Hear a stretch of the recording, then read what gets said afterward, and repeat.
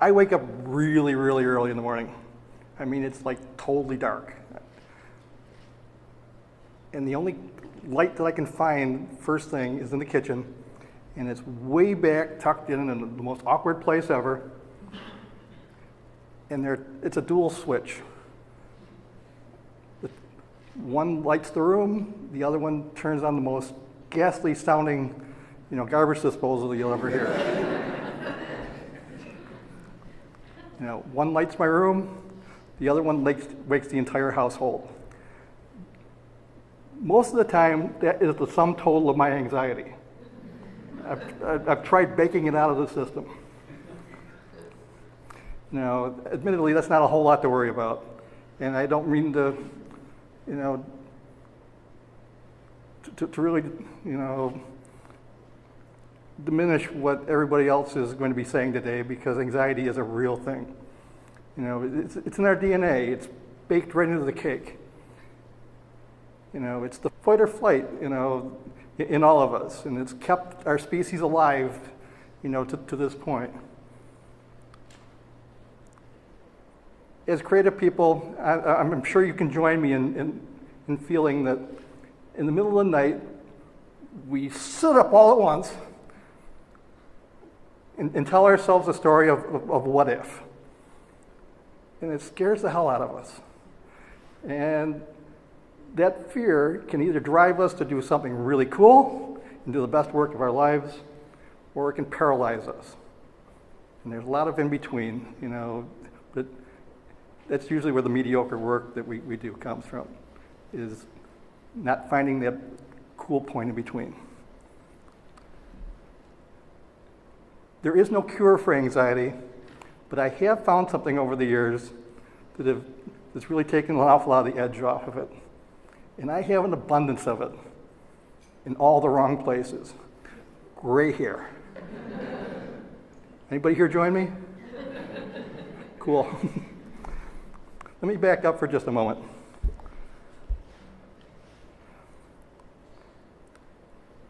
Creative anxiety is a place that I used to live in, but I don't live there anymore. See, I've lived the first half of my life, with a full all-you-can-eat banquet of stress and anxiety, deadlines. Most of you know me as being a professor. The guy that deals out the most of the stress and anxiety, are usually on the wrong end of it. Well, as I started off as an adjunct, which doesn't really pay very well, I've always had to have other jobs. I hate that quote. Oops. So I fixed it. Interwoven within my time at the university, I've worked as an art and creative director at a lot of very large advertising agencies in Rochester and Boston and New York City and in Tokyo. And I took off a few years to be publisher of a really large newspaper in Philadelphia. So I know from stress, I know from anxiety. Because I plan on living to be 120, it could happen. I plan on spending the second half of my career just spreading joy. So I make, as an author and photographer and publisher, I make Valentines to our city. Just to show off what an amazing place we live and raise our kids and go to work. As a cook with a really off-bubble sense of humor, I write cookbooks to make being in the kitchen fun again. And to break up the fun in my life with just a little bit more fun, I write children's books. With the goal of teaching kids that they have a burning passion for reading. And in the same breath, I donate all the proceeds from my children's books to local charities. So it's doing well by doing good. As I've gotten older, I've learned a few things that have helped put my anxiety in a little better perspective. And the solution is, get old. I've had no problem.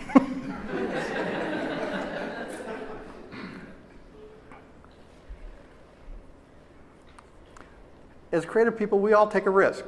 Everything we do is a risk. You know, we're creating things that have never been created before. And we're doing it in tangible, permanent places, you know, where it can always be found.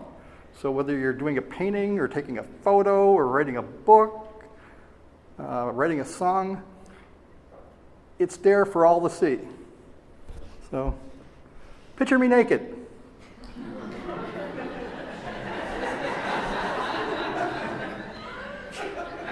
That's enough.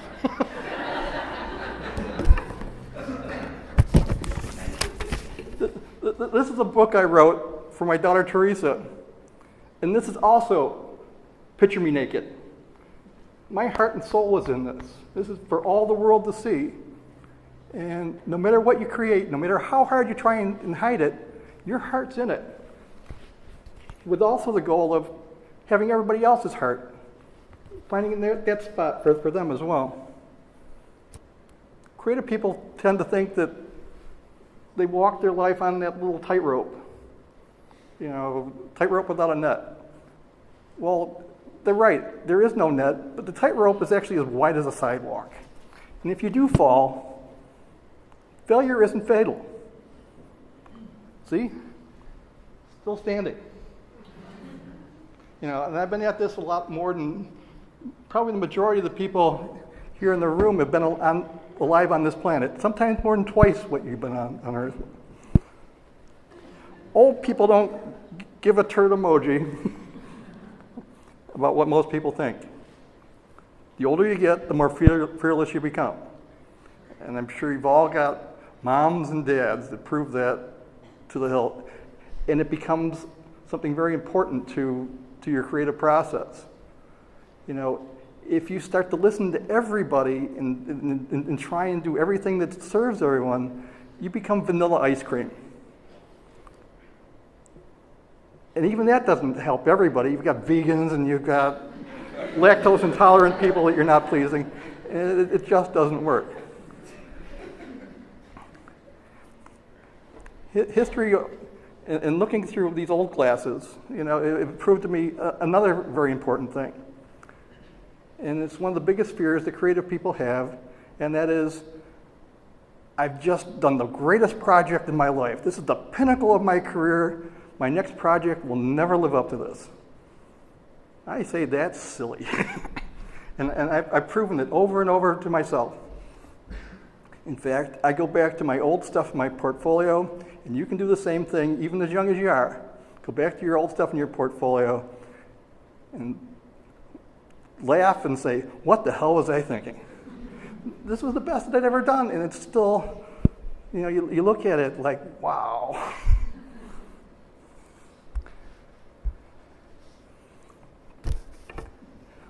Life is way too short for doing crappy projects for deadbeats.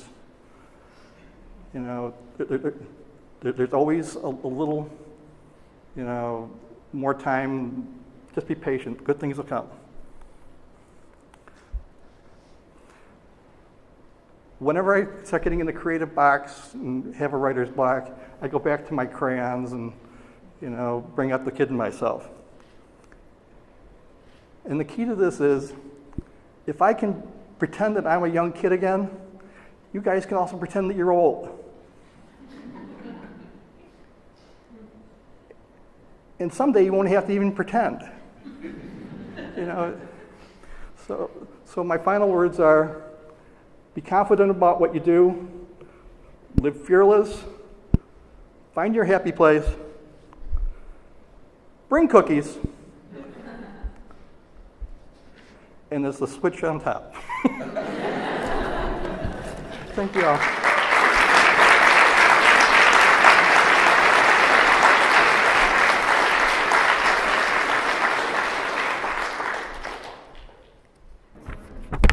It's awesome to be here.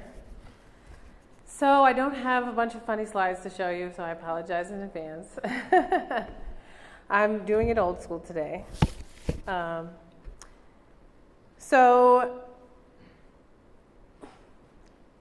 almost any lawyer will tell you not to ask a question that you don't already know the answer to. And Oscar Wilde would further advise you to never make assumptions for fear of making an ass of yourself. But while this is sound advice, I'm going to ignore it and ask my next question anyway. So how many people here, by show of hands, generally have a negative feeling when they hear the word, or when you hear the word anxiety? All right, good. So I didn't make an ass of myself. Prior to prepping for this talk, I felt the same way. And actually, my friend in the back, Andrea, helped me to change my perspective about anxiety in prepping for this talk. And so, I guess I should say, so typically I feel like when I think of anxiety, I think of, this is going to sound crazy, but when I see numbers that I don't recognize on my phone, that gives me a lot of anxiety. Because I have this kind of crazy thing that this is going to be like the worst news ever, like, you're being sued for $1 million or something like this. Or when you rear end somebody in bumper-to-bumper traffic. But again, like I said, my perspective has changed a little bit.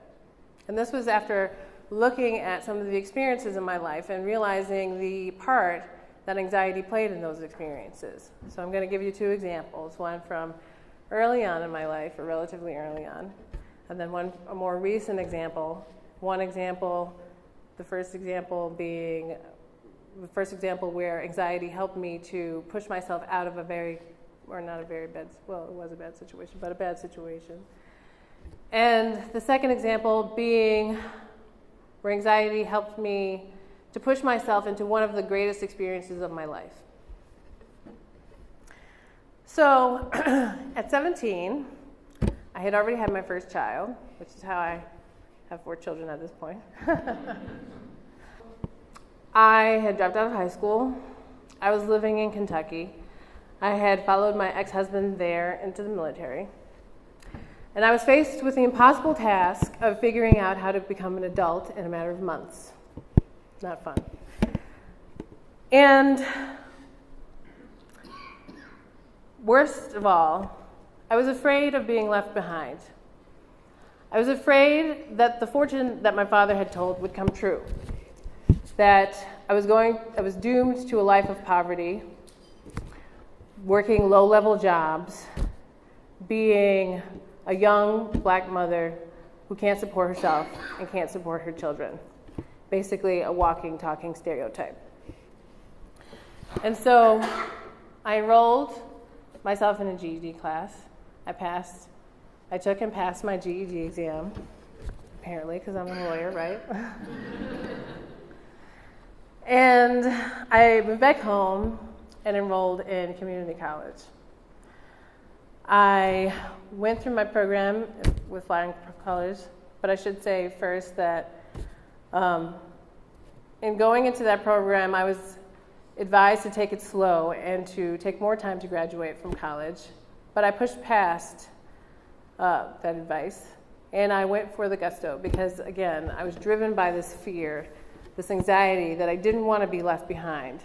And so I took on a full course load, even with a child and then another child during that time, and went on to a 4-year college and was able to go through both programs with no problems, and was able to graduate on time despite having dropped out of high school, believe it or not.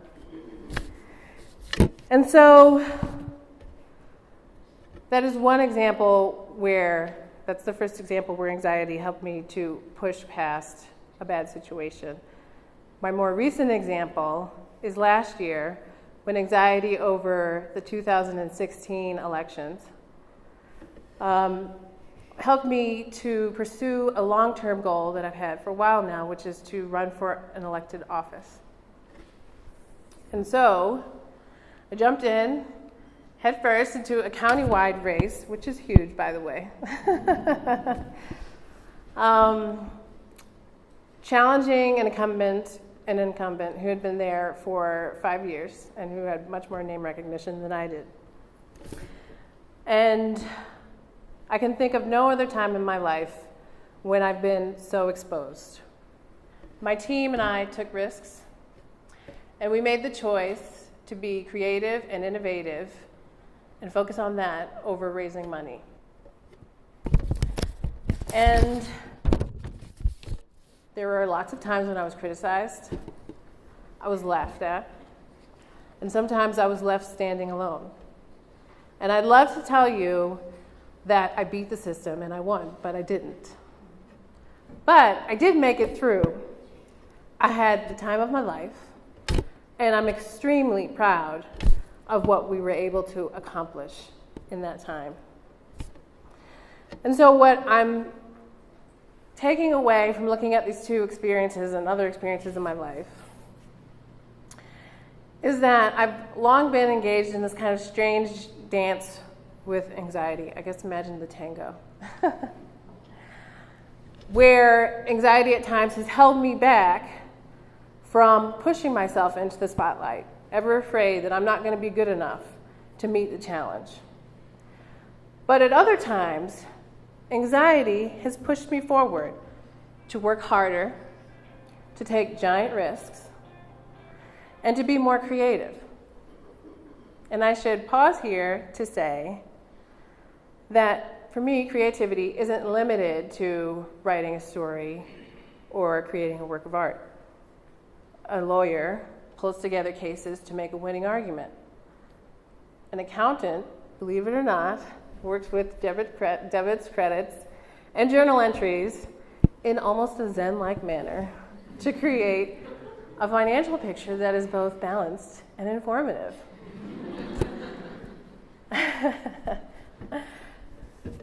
But I've also found ways to be creative in a more traditional sense. As Steve mentioned, I've been writing, but I should start by saying, I want to go back to say, growing up in New York City, I didn't really have access to extracurricular activities. And I don't know if that was the norm for other kids, but it's definitely the norm for me. And I never learned to dance, though I love the art of tap dancing and watching Fred Astaire and Ginger Rogers movies. I never learned to play an instrument, though I love how music can bring happiness to a home. And I never learned to write, though I love to read constantly, or at least I didn't learn to write formally. So to date, I'm happy to report that I have now performed in 2 tap dance recitals as an adult. Yeah, it was pretty awesome. I'm learning to play piano with my daughters. And I write as often as I can, despite having no formal training. My life is fuller than it's ever been. And I owe it in part to my anxiety. So going forward, it is my hope that our collective anxiety will help us to find solutions to our most pressing problems today. Initially, we may feel overwhelmed. And anxiety is sure to beg the question, do we really need to do this?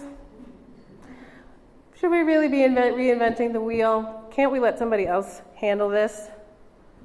But always happy to play the devil's advocate, anxiety is also sure to say in the same breath, what are the consequences if we don't? And so because this is Creative Mornings, that's the end of my formal remarks, I brought a short story that I wrote a couple years ago. And I hope, unlike the doctor said, it's not bad. I hope it stood the test of time.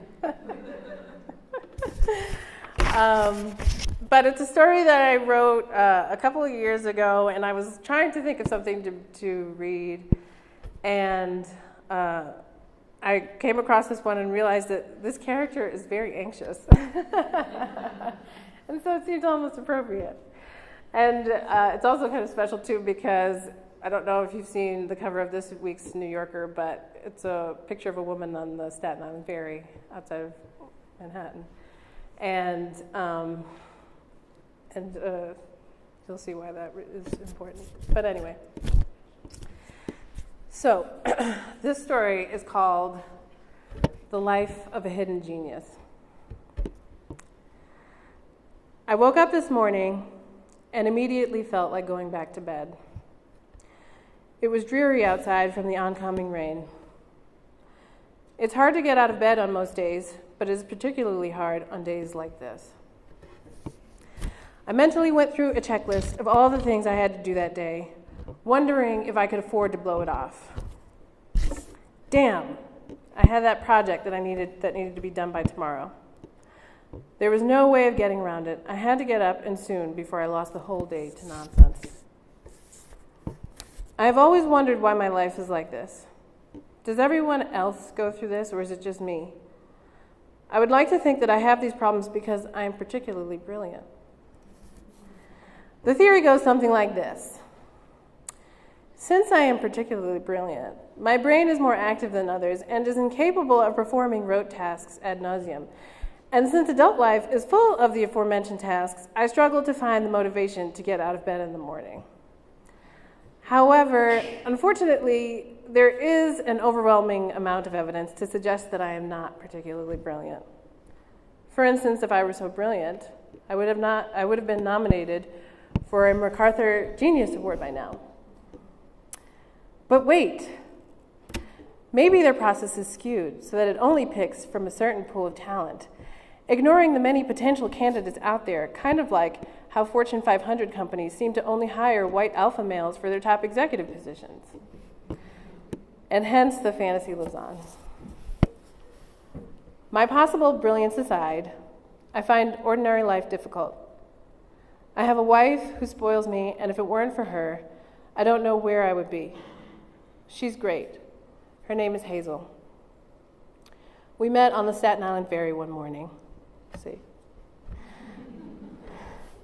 I had been drinking a cup of coffee and caught sight of her as she stood looking out into the brown muck known as the East River. Her long, dark, curly hair was blowing in the wind. The wind had tangled it, but it looked good on her. And her brown skin was glistening in the sunlight. She looked like a goddess surveying her creation. As if she really was a goddess who had sensed the longing of one of her subjects. She turned to find me, unmoving, in total awe of her beauty. I could not even look away in an attempt to save face. Her eyes had an innocence about them that was only seen in young children, yet she projected a strong sense of knowledge and wisdom that is known to very few. Suddenly, her face broke out into a smile, and she started talking to me. I couldn't believe my luck. We talked the whole ride into Staten Island. By the end of the ride, we had exchanged numbers and promised to get together for coffee. I couldn't stop smiling for the rest of the day. That was 10 years ago. Now we live in a small, rent-controlled studio apartment in Brooklyn with our son, Abayomi. We adopted him from a young teenage girl in Detroit, Michigan. Abayomi's mother is not African, but we decided to give him an African name to mitigate his chances of being treated like another black child bound for prison. Some people seem to see more potential in foreign-born children, so why not use that bias to our advantage? Besides, we love the name. Abayomi means bringer of happiness. He has brought great happiness to our lives. My wife and I have been very fortunate. Hazel has a great job in the city. I have a great babysitter for when I need to work on some time-sensitive deadlines. We have a roof over our heads, albeit a tiny one, and our marriage is full of love and happiness. I do worry, though. There are people who think that my wife and I are incapable of raising our son because we both have vaginas. There are people in the world who will suspect the worst of my son simply because of his skin color. There are people in the world who are less likely to take me seriously as a writer because I am a woman. With so many threats to our happiness, I sometimes do want to lie in bed and let my down comforter take me away from it all. I want to slip in and out of dreams, only coming up for water and to relieve myself. But if I did that, I would miss the smile on my son's face after I give him a big warm hug and a kiss. I would miss the caress of my wife's hands as she massages my shoulders in the evening. I would miss the vivid colors of spring, summer, and fall, and the peacefulness of the first winter snow. And I would miss all the happy memories made arguing politics over a cup of coffee, spending time with family over the holidays, or seeing a phenomenal show. For all these reasons and more, I choose life.